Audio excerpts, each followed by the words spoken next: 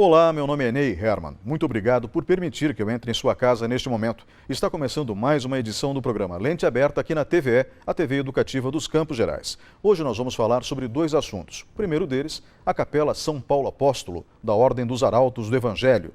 E o segundo, eleições na UEPG, com o professor Marcelo Engel Bronowski, um dos candidatos a reitor, no próximo dia 17 de maio. Voltamos em instantes.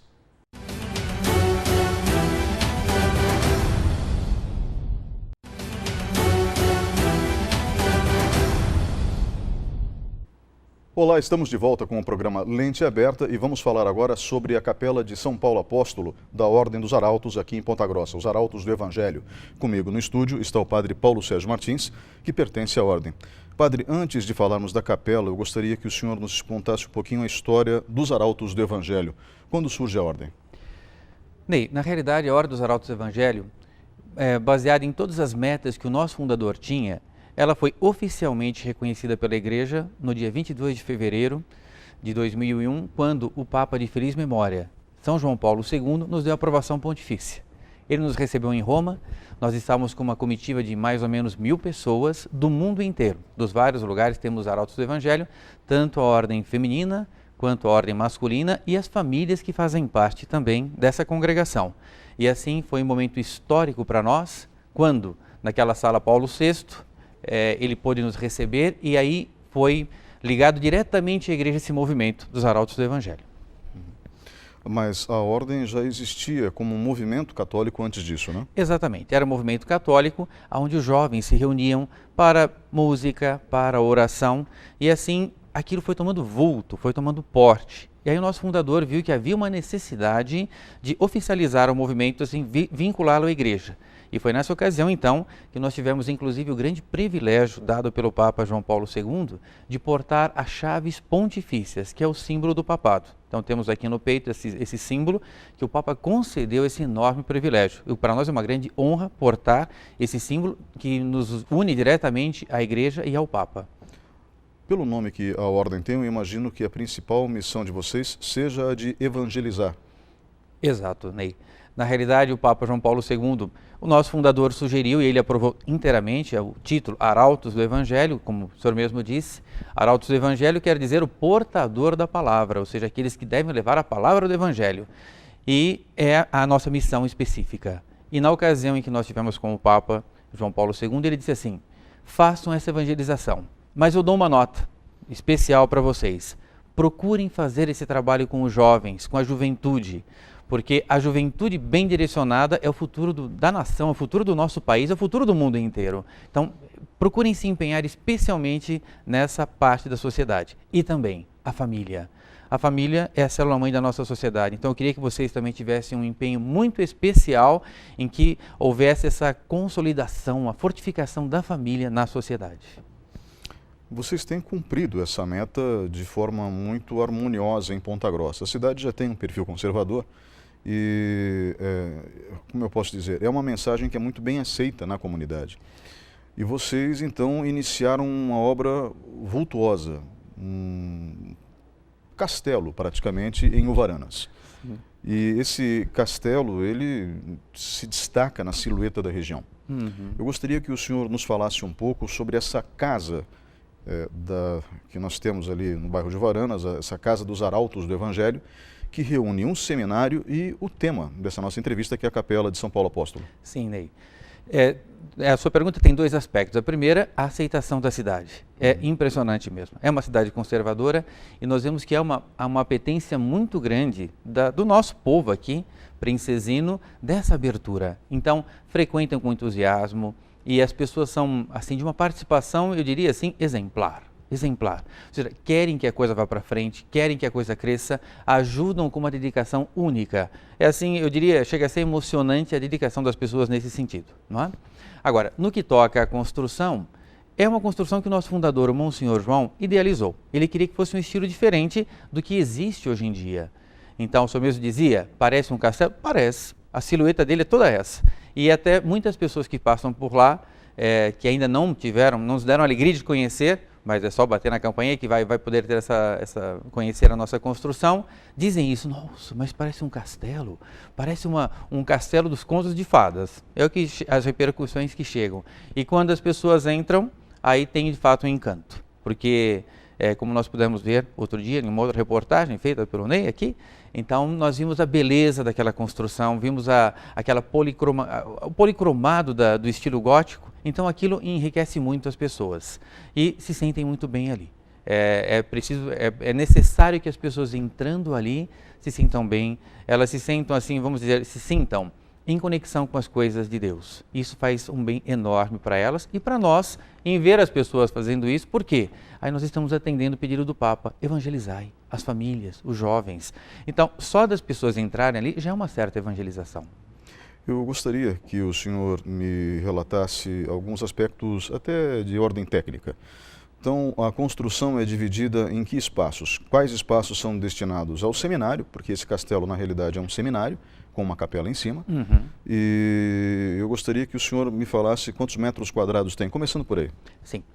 Bom, a construção no seu conjunto, ela tem por volta de 4.000 metros de construção. Ela está dividida em 3 pisos, andar térreo, a parte dos dormitórios e a capela, hall de entrada e sacristia e capela do Santíssimo Sacramento. O andar térreo são as salas, então ali está também nesse conjunto o nosso refeitório, a cozinha, salas de estudo, salas de reuniões, ali também salas de trabalhos. Essa seria a parte de baixo da nossa construção. A parte central são os dormitórios. Todos os jovens que residem, fazem um período de formação em nossa casa, ficam nesse andar. E a parte superior é a capela, onde se dá, na sua maioria, os atos religiosos da casa, as celebrações eucarísticas, as santas missas, as orações que normalmente os religiosos rezam em conjunto, o ofício divino, a reza do terço, se faz geralmente nessa capela. E o senhor, eu vou resgatar agora uma parte da resposta anterior, disse que a construção é em estilo gótico, mas é policromado, ou seja, ela tem várias cores. Só que no fundo, isso não foge ao estilo gótico, porque o fundador da ordem chegou a fazer uma pesquisa apurada em relação a esse assunto. Sim. Exatamente. Então, ele foi buscar as origens do estilo e ele viu que, ao longo dos séculos, foi se perdendo aquele colorido, aquela beleza. O gótico é bonito em si, mas ele é mais cinza por conta das pedras, a cor das pedras, tudo era feito em pedra naquela ocasião.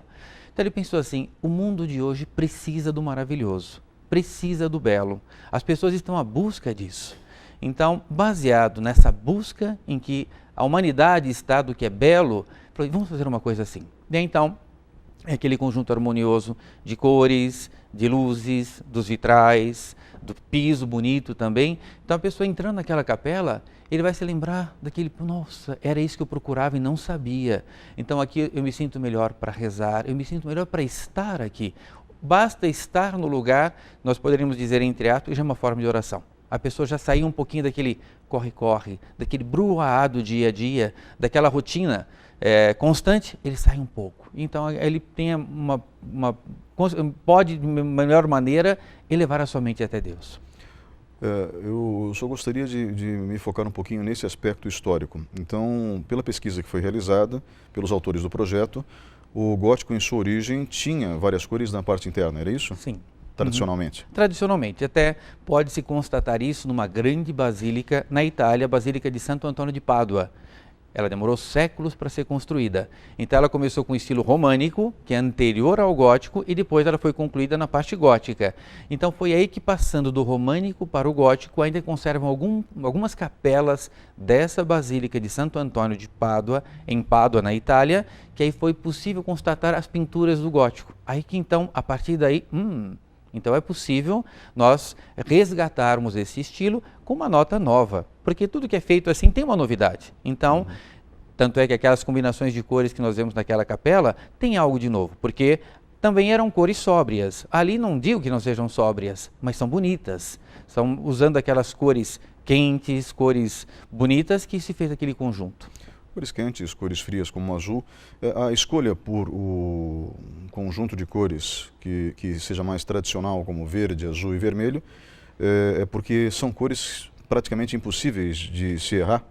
Exato, Ney. Vamos dizer assim, aquela combinação, pelo menos feita de uma forma assim, de bom senso e um desejo de arte básico, vai ficar bonito. Não é? E como comentávamos, sempre o dourado ele realça, ele destaca. Então, com pequenos filetes de dourado, aí aquele azul, aquele vermelho, o verde, não é? Ganha uma nobreza, ganha uma distinção que não teria se não tivéssemos o dourado para emoldurá-los. Eu notei uma preocupação muito grande também com aspectos artísticos. A capela é pontuada por obras de arte, desde estatuetas até pinturas na parede. Essa também foi uma preocupação? Foi, Ney. Na realidade, o nosso fundador, veja que coisa curiosa, quando começaram as primeiras igrejas nossas, capelas, terem esse estilo, o gótico policromado, veja como são as coisas. A providência divina vai fazendo com que os dons que os jovens que frequentam, os arautos que pertencem à instituição, esses dons vão desabrochando. Então, apareceram muitos pintores, e pintores que eu diria assim, pintores de mão cheia, pintores assim de categoria inclusive. Então, algumas obras que você pode contemplar ali são os próprios arautos que pintaram. E são quadros bonitos, imagens, muitas delas são feitas em nossos ateliês. A imagem de São José, a imagem de Nossa Senhora de Fátima, Sagrado Coração de Jesus. Então, isso vai compondo um conjunto que dá uma fisionomia. Ou seja, nós temos assim uma visão de conjunto com as pinturas, o céu todo estrelado, a beleza dos vitrais, a arte das imagens e até a combinação do piso. Isso faz com que a pessoa se sinta num conjunto meio mergulhada no maravilhoso. E essa indução ao maravilhoso leva à contemplação, é quase que inevitável. Sem dúvida, Ney. Isso é praticamente a pessoa, é que ela sai de si. Ela esquece um pouquinho, naquele momento, os problemas pessoais, não para esquecer e não resolver, pelo contrário, para ela esquecer por um momento e ter condições de resolver melhor através daquela contemplação, porque ela se eleva. Quando se eleva, nós temos uma visão de conjunto mais ampla, mais fácil de resolver os problemas. Ou seja, uma meditação induzida pela beleza. Pela beleza, exatamente, Ney. Bem observado. É interessante, sinceramente interessante. Eu acho que a construção alcançou o objetivo. É a nossa meta e me parece que muitas pessoas que passam por lá, o senhor mesmo pôde conferir, é o comentário geral. Né? Se sentem muito bem, se sentem com muita paz. Então, passando naquela capela, como eu me sinto bem de estar aqui. Como eu gosto de estar aqui. Como, vamos dizer assim, parece que naquela hora, uma série de dificuldades do dia a dia são superadas só em estar ali. Padre, obrigado pela participação nesse bloco. Nós vamos agora para um breve intervalo e voltamos em instantes com o programa Lente Aberta.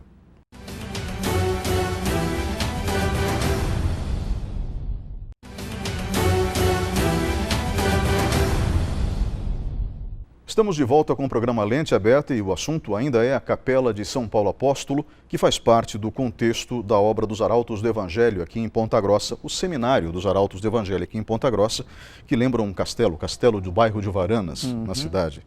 Eu gostaria que o padre Paulo Sérgio Martins, que é o nosso entrevistado da Ordem dos Arautos do Evangelho, continuasse nos contando alguns detalhes da construção. Padre, uma obra dessa envergadura, com 4.000 metros quadrados, 3 pisos, sendo que o último piso é uma obra de arte arquitetônica, literalmente uma obra de arte, por fora também, a arquitetura é muito bonita, é óbvio que isso não foi feito sem mais nem menos, né?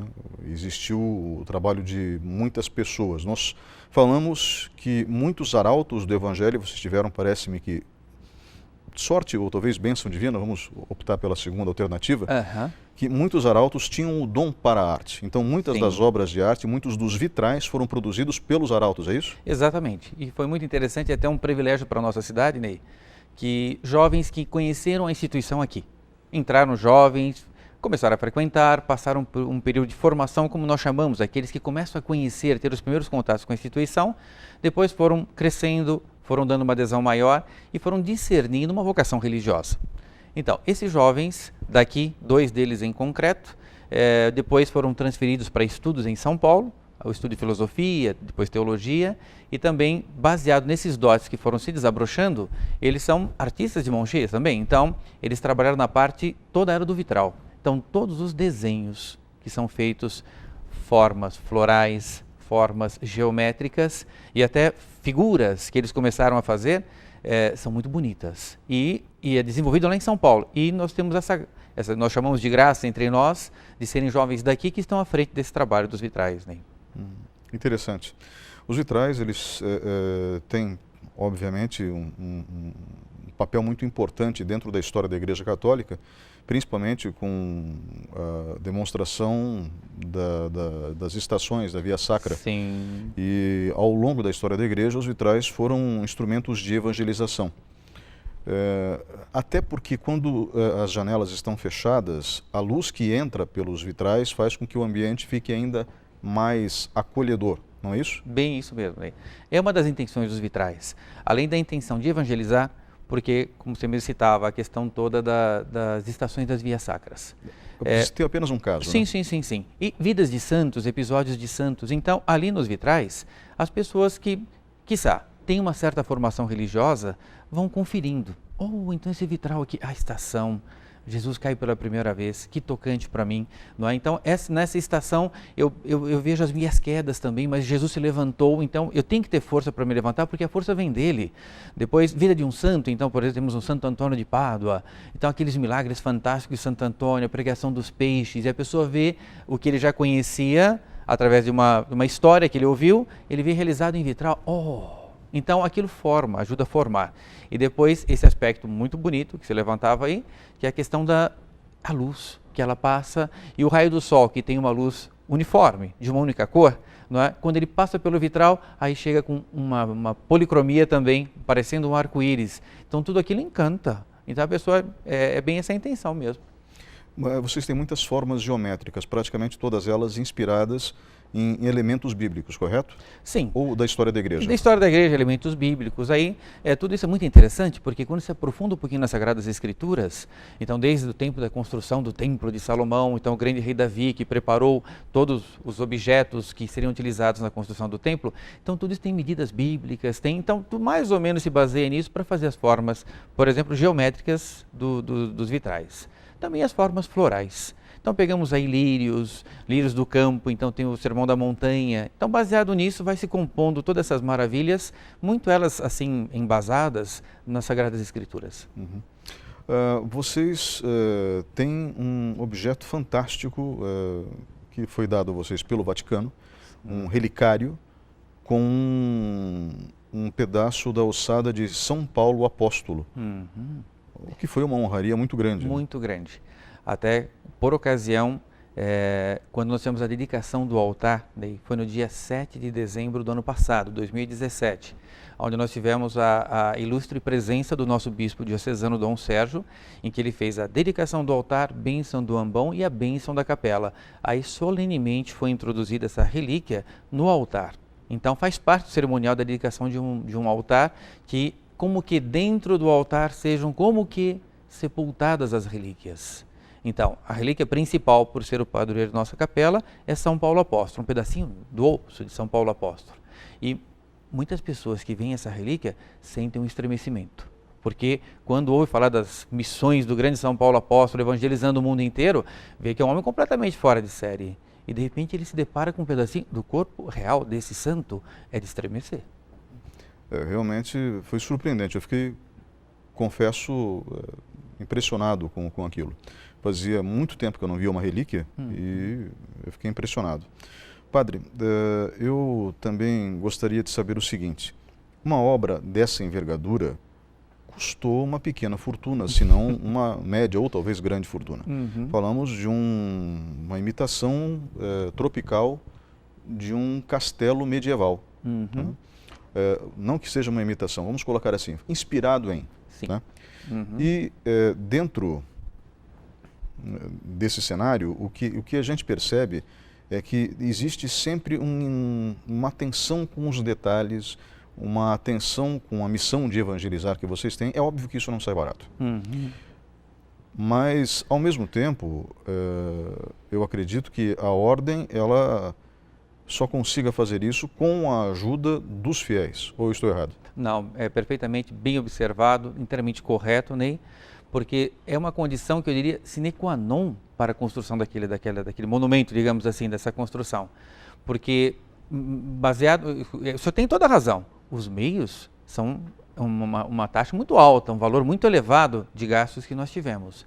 Mas é preciso dizer, de um lado, a nossa comunidade princesina ela colabora de uma maneira muito dedicada, e eu diria até de uma maneira despretensiosa, porque tanto no que toca a doações materiais, depois doação mão de obra, as pessoas que querem ajudar, é impressionante. E eu posso dizer, por exemplo, 80% do material, nós chamamos o material rústico, até chegar no cinza da construção, 80% desse material foi doação aqui da nossa cidade. Então são pessoas que têm olarias de tijolos, então tem também toda uma série de olarias naquela região de Prudentópolis, então são pessoas de uma generosidade sem igual, doaram pelo menos 80% dos tijolos. Areia da mesma forma, pedras, cimento, então tudo isso fez com que a construção fosse rápida na sua elevação.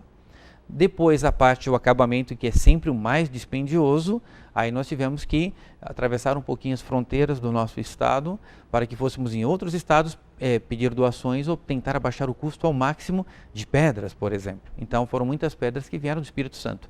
Todas as pedras, né, que foram utilizadas ali são do Brasil. É muito significativo isso também, porque são a próprio fruto da nossa terra é que orna esses templos sagrados para Deus. Então, é uma maneira de restituir a Deus essas belezas.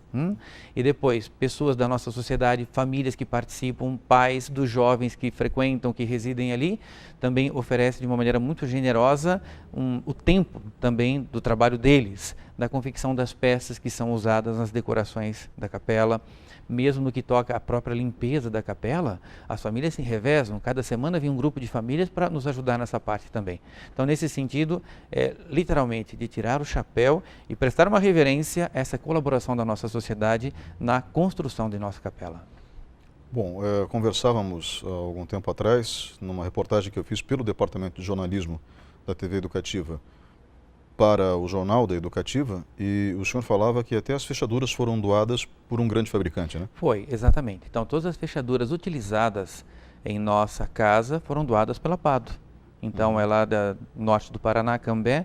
Então, é uma generosidade muito grande. E ali o senhor viu que, o senhor pode conferir que não são poucas portas. Sim. Então, nós calculamos mais ou menos em 120, 130. Então, todas essas maçanetas de ótima qualidade foram doadas pela Pado. Então nós só temos a agradecer também essa generosidade, sem a qual nós não teríamos condições de estar com a construção na atual circunstância que ela se encontra. E assim foram com diversas empresas, com diversas pessoas físicas. O senhor falou que chega ao número de milhares ao longo desses... Quantos anos a construção foi Desde iniciada? as suas primeiras fundações, as perfurações, sondagem de terreno, etc., faz mais ou menos uns 10 anos em que ela está sendo construída. O senhor acredita que nesse ano ela seja concluída? É a nossa meta. Eu sei que contando com a generosidade do nosso povo, é certo que vai ser. Agora nós pedimos também o discernimento a Deus de ter uma boa administração para que nós possamos concluir essa obra até o final do ano.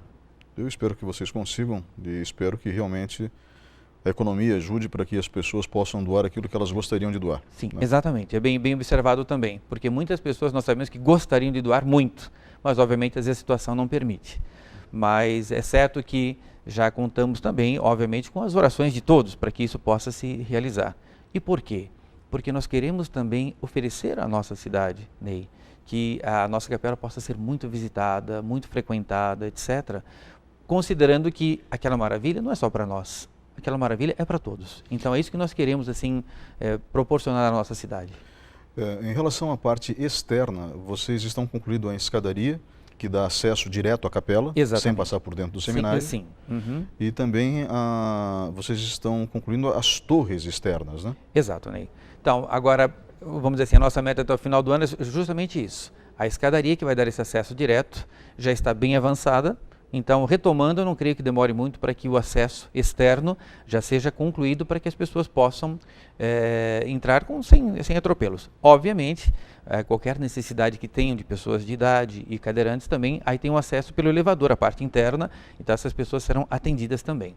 Também temos as duas torres, 3 torres. A torre gêmea maior, que já está, toda ela já foi feita por uma estrutura de concreto, então não falta muito para terminar, e as 2 torres menores, aonde serão inseridos sinos, que já foram fundidos para que ele possa também anunciar, a missa vai começar. E esses sinos têm frases em latim de São Paulo Apóstolo? Todas elas. Considerando o padroeiro da nossa capela, o nosso fundador, Monsenhor João, achou por bem que as frases que tivessem no sino fossem frases dele, que não faltam. Frases bonitas, frases significativas e frases que tocam o fundo dos nossos corações para também despertar o nosso desejo de evangelizar. Acho que uma das mais bonitas da Bíblia, com todo respeito às outras frases que são importantíssimas, é óbvio, ainda que eu falasse a língua dos homens e falasse a língua dos anjos, sem amor eu nada seria. É bem isso mesmo. Aí você vê que é um grande homem, São Paulo, Ney. E uma das frases também que estão colocadas no sino, ele dizia, porque mesmo com toda essa disposição que ele tinha, ainda ele pensava assim, ai de mim se não evangelizar. Então também é um convite, vamos procurar evangelizar a nossa sociedade. Só para finalizarmos, não falando da construção, eu desejo realmente boa sorte nesse aspecto, quantos jovens fazem parte do seminário? Então, que já residem em nossa casa fazendo esse período de formação, são 25 jovens. E nós temos vários outros jovens daqui, né, que estão já estudando nos seminários em São Paulo, filosofia e teologia. São por volta mais ou menos de uns 15, 16 jovens que saíram aqui de nossa terra para já estudar em São Paulo. Bem, que a missão de vocês, que é evangelizar, seja cada vez mais bem sucedida. Amém. Muito obrigado pela sua presença hoje aqui, Padre Paulo Sérgio Martins, da Ordem dos Arautos do Evangelho. Não tenha dúvida que é com muita alegria que estamos aqui no seu programa e sempre que precisarem as portas estão inteiramente abertas, Ney. Nós voltamos em instantes com o programa Lente Aberta. Fique com a gente.